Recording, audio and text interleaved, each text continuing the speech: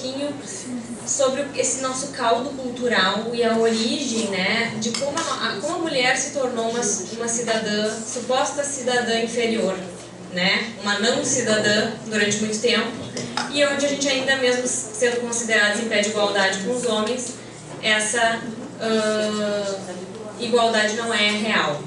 Então, assim, pessoal, a questão feminista, ela foi representada ao longo do século XX pelo movimento feminista, que tentou mostrar, histórica e ideologicamente, a questão do papel da mulher dentro a questão do processo de exclusão da mulher dentro da nossa sociedade. É possível falar com certeza, com certa segurança, assim, que o feminismo não é o marco central, né, o nosso movimento principal do século XXI. Na atualidade, ao meu ver, o tema central é a questão feminina, que é mais ampla e mais profunda. A minha abordagem, então, vai trazer inicialmente uma perspectiva histórica que levou a mulher a ser vista como um ser inferior. Antes só, eu quero fazer uma referência de que a nossa matriz epistemológica da sociedade ocidental ela é grega. Eles deram aos seres humanos as 3 perspectivas existenciais principais. A noção de tempo, cronos, a noção de espaço, geometria, e a noção de ética, ethos. E os romanos, que tinham consciência disso, beberam da fonte grega para os seus desenvolvimentos. Mas foi a matriz grega que propiciou então para os romanos os fundamentos que acabaram depois deles se desenvolvendo como grandes privatistas, né? Grandes juristas. Os gregos foram grandes filósofos, foram grandes publicistas. E no que tange a mulher, os romanos, eles beberam da fonte grega apenas aquilo que lhes interessava, que era a perspectiva da mulher no âmbito privado.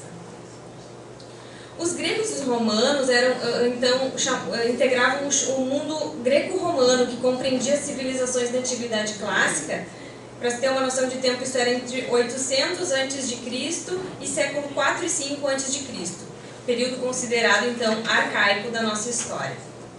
Agora eu vou pedir licença, então, para vocês para fazer algumas citações históricas, inclusive de textos legais e textos de livros religiosos que norteavam, então, toda a questão da mulher, desde tempos muito, muito remotos, né? A Cristina falou muito bem sobre a crise que nós vivemos hoje e como essa crise influencia a questão da violência da mulher, e eu vou falar que isso teve uma origem e da onde isso surgiu.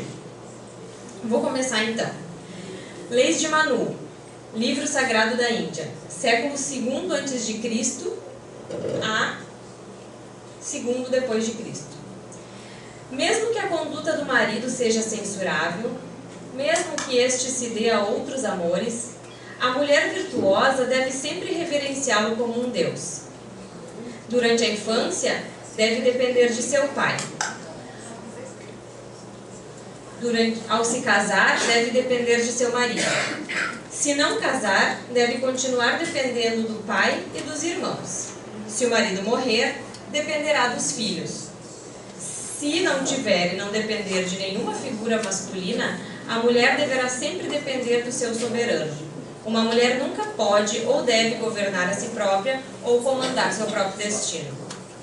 Apesar disso, Rousseau, numa obra anterior ao contrato social, ele foi fazer uma pesquisa para entender por que as mulheres trabalhavam. Porque naquela época tinha algumas mulheres que trabalhavam, mas elas não recebiam remuneração nenhuma. E ele concluiu que era em função da necessidade de pagamento do dote, né? Porque mulheres pobres se casavam com homens abastados, né? Sem ter dinheiro, né? Sem que o pai tivesse dinheiro para pagar o dote, então elas trocavam o dote pela força de trabalho, elas davam a força de trabalho e poderiam então contrair casamento. E a questão do dote, né? Falando no dote, em 2002 entrou em vigor o novo Código Civil do Brasil, né? Entrou em vigor, na verdade, em 1º de janeiro de 2003, e ele revogou o código anterior, que era de 1916. E eu, na época, tive o prazer de assistir uma palestra do professor Miguel Reale, que é um filósofo, né? Ele é um jurista e um filósofo do direito, que ele foi da comissão de redação do Código de 1916.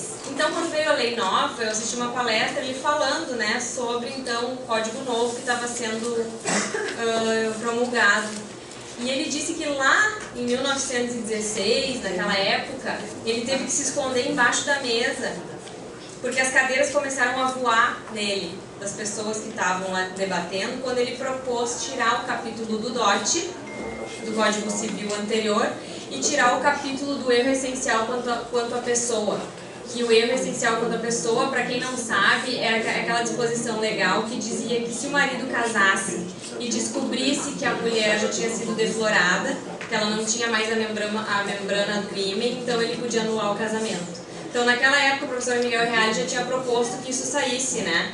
E ele foi agredido, então se manteve essas duas disposições até 2001 no nosso Código Civil. 2001 é ontem, né? Praticamente. Então, claro que caiu no desuso, né? A questão da mulher deflorada, porque a sociedade vai evoluindo e as decisões judiciais acabavam não aplicando mais. Mas ainda constou lá, né? Não foi tirado. Então, quando entrou em vigor o novo código, saiu essa parte do erro essencial quanto à pessoa. Então, no que tange a capacidade civil, o Código Civil de 16 dava expressamente às mulheres o status de relativamente incapaz. Lá ele no código define, né, os capazes, né, a idade, os relativamente incapazes eram indígenas, loucos, ébrios, né, os bêbados, e as mulheres, e as crianças. As crianças eram totalmente incapazes, né. E somente quando isso modificou, ou seja, elas só podiam efetuar os atos da vida civil assistidas ou representadas pelos seus maridos. E isso só mudou no Código Eleitoral em 1932, que daí para o voto, né, que a mulher e o homem não passaram a ter direito de voto de forma igualitária. E depois disso, em 1962, com o advento do chamado Estatuto da Mulher Casada, e posteriormente a Lei do Divórcio, só então a mulher passou a ser tida em 1977 em pé de igualdade com o homem, igualdade, né, perante a lei, assim, e isso foi consagrado na Constituição Federal de 88. Apesar disso, desde 1962, a mulher ter essa igualdade legal, né, com relação aos homens, em 1983 nós tivemos a situação, né, que foi amplamente divulgada da Maria da Penha, né, aquela mulher que a Cristina falou, não vou repetir aqui assim, né, tudo, mas que ela só conseguiu a punição do agressor quando ela foi para as Cortes de Justiça Internacionais, 20 anos depois, né, e sendo que a Organização dos Estados Americanos impôs ao Brasil que fizesse então uma legislação que protegesse os direitos das mulheres. Isso em 2006 daí.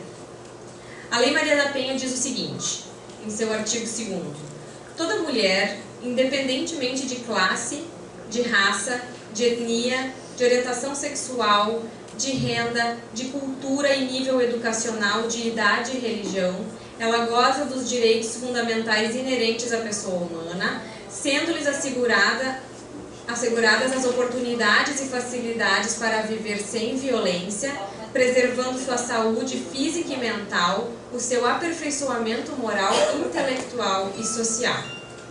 Né? Sem dúvida, a Lei Maria da Penha é a nossa grande conquista legislativa e a ferramenta mais importante que temos para lutar e dar visibilidade à violência contra a mulher, auxiliando na construção de políticas públicas relacionadas à prevenção da violência e ao combate. A lei é uma das mais avançadas do mundo em termos de proteção contra a mulher, é uma legislação considerada super avançada, e ela criou as estruturas, ela mesma criou as estruturas para que ela possa funcionar corretamente, né, que são os centros de referência da mulher, que fazem atendimento multidisciplinar às mulheres e que normalmente são a porta de entrada, né, os centros de referência são a porta de entrada da mulher no combate à violência, e as delegacias da mulher, as casas-abrigo e os juizados especiais da violência doméstica, né, que são a justiça, varas judiciais que só tratam especializadas em violência contra a mulher. mas a nossa realidade ainda se mostra longe do ideal, né? E o Brasil, em 2016, ocupou o 5º lugar no ranking de 84 países que mais agridem as suas mulheres. Na edição passada, nós estávamos em 7º, então em 2016 nós pulamos para o 5º, que é um retrocesso, e agora não tive acesso ainda aos dados desse ano, né? Mas as perspectivas não são nada boas. As políticas públicas, elas ainda são frágeis, né? Elas precisam ser mais efetivas. Eu que trabalho com isso, eu sei da dificuldade de enquadrar um crime de violência doméstica nos termos da Lei Maria da Penha, porque o judiciário ainda precisa ser mais sensibilizado para reconhecer que muitas mulheres morrem simplesmente por serem mulheres. Às vezes, imagine na violência doméstica, né? Perguntam se a mulher, se ela não se arranhou ela mesma, fazem perguntas, né, desde a delegacia até... Então, o trabalho de delegacias especializadas em atendimento à mulher, para que a mulher não seja... já tem que sofrer para conseguir chegar, sair, conseguir entender que ela pode se empoderar, né? Que agora a gente usa muito esse termo, que ela pode sair e fazer a denúncia. Ela ainda chega numa delegacia e é constrangida pelo próprio funcionário público ali, o delegado ou o atendente, sei lá, que tem que acolher e que ainda dá mais uma discriminada, faz mais uma violência psicológica contra ela. Então, realmente, é muito complicado. Parcerias, isso é possível. E temos também que cogitar, né, às vezes é a única solução, o trabalho do poder público juntamente com o terceiro setor, né, que tem funcionado em parceria para viabilizar essas estruturas para a efetivação da Lei Maria da Penha. Fundamentalmente também, ser ampliada a compreensão das nossas autoridades, e aqui entendidas como autoridade lato sensu, qualquer autoridade, no sentido de que todo profissional, todo cidadão, todo profissional, além de todo servidor público, mais ainda, é sim responsável por reconhecer uma situação de violência e aplicar os mecanismos legais de defesa da mulher. Numa outra perspectiva, a gente tem que colocar a compreensão da Lei Maria da Penha dentro do ambiente escolar. É preciso educação dos meninos, educação das meninas, das nossas crianças, para que elas têm que ter conhecimento de que existe violência, como ela se, claro, de uma forma pedagogicamente adequada, né, gente, mas isso precisa ser ensinado.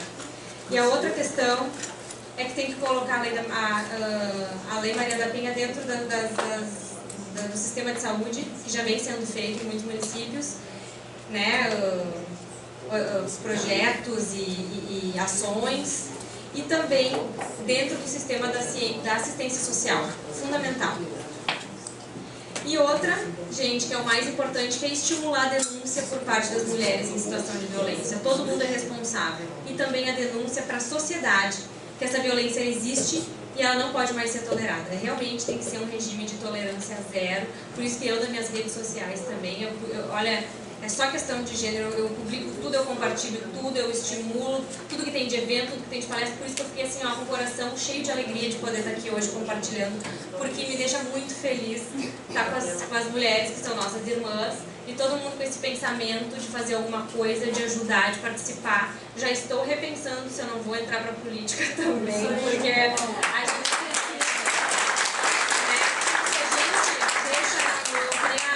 falou, né? Vamos pensar por nós. E tem que ter gente de bem, gente com vontade de abraçar. Então eu agradeço muito e espero que vocês tenham aproveitado e que a gente possa fazer desse evento extrair grandes ideias aí para melhorar. Muito obrigada a todos.